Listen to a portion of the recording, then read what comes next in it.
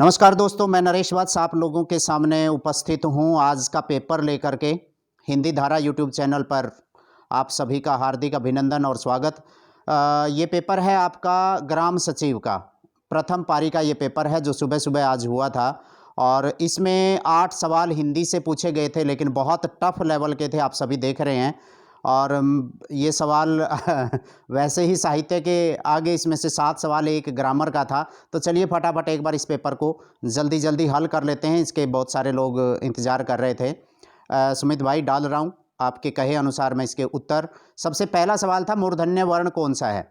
देखिए, मूर्धन्य वर्ण ट ठ ढ ढ ण री र ये होते हैं, और इसके अंदर ट वर्ण जो है वो ट वर्ग का दिया हुआ है। ये ग्रामर का था, आसान सा सवाल है।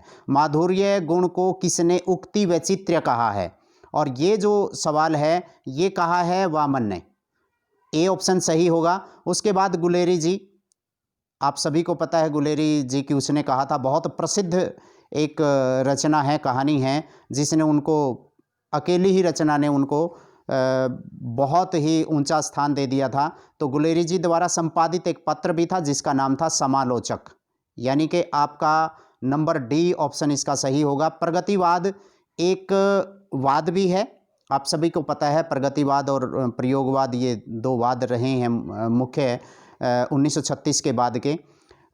इनमें ये कृति किसकी है, ये रचनाकार कौन है। इसके रचनाकार है शिवदान सिंह चौहान, नंबर 4 ऑप्शन सही होगा। और साकेत की भाषा, साकेत की भाषा बिल्कुल सामान्य हमारे वाली भाषा है जिसको आप खड़ी बोली कहते हैं, और इसका शिष्ट और प्रौढ़ रूप मिलता है साकेत में। ये मैथिली शरणगुप्त का एक महाकाव्य है, यानी कि ए ऑप्शन होगा। किसे आधुनिक हिंदी साहित्य में साहित्य के निर्माता माना जाता है। हिंदी साहित्य का आधुनिक काल, जो गद्य काल जिसको आप कहते हैं, वो शुरुआत ही भारतेंदु युग से होता है, और इसका सही जो जवाब है वो है भारतेंदु हरिश्चंद्र। और उसके बाद जो आपका 89 यानी कि 89वां सवाल है, पंत को उनकी किस कृति पर भारतीय ज्ञानपीठ पुरस्कार से नवाजा गया था, ये मिला था। ये उनकी कृति थी जिसका नाम था चिदम्बरा। 1968 में उनको ये पुरस्कार इस पे मिला था। और उसके बाद अंतिम जो सवाल है इसका, ये जो सवाल है ये काफ़ी अच्छा सवाल है कि पथ गति पेखल मो राधा तन तखनुक भाव परान भय पीड़ित रहल कुमुद निधि साधा। तो ये उपयुक्त जो पंक्तियां हैं ये किस कवि की हैं। बिल्कुल भाषा से पता चल रहा है, हालांकि इसका एक कन्फर्म ये पढ़ी नहीं है मैंने, लेकिन इतना है कि ये कबीर की नहीं हो सकती। कबीर की ये भाषा थी ही नहीं, उनकी सधुकड़ी भाषा थी। और ना ही ये भाषा प्रेमचंद की है। प्रेमचंद ने काव्य की रचना बहुत कम की है, थोड़ा सा लिखा है उन्होंने। और मधुकर आधुनिक मतलब ये जो भाषा है ये सीधी सीधी विद्यापति की है भाई, और विद्यापति ने ही ये भाषा लिखी है। तो इसका जो सही जवाब होगा वो होगा विद्यापति, नंबर के, यानी कि 4 ऑप्शन आपका इसका सही होगा।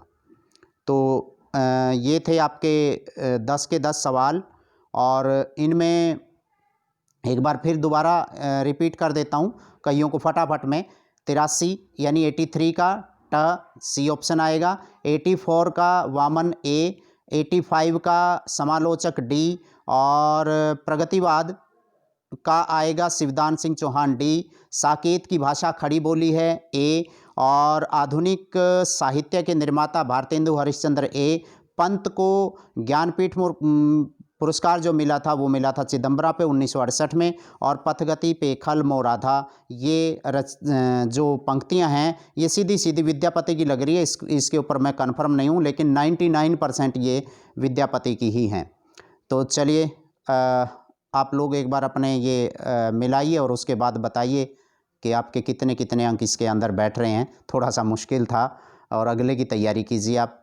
अब आपको एक आइडिया भी आ गया होगा। Thank you very much.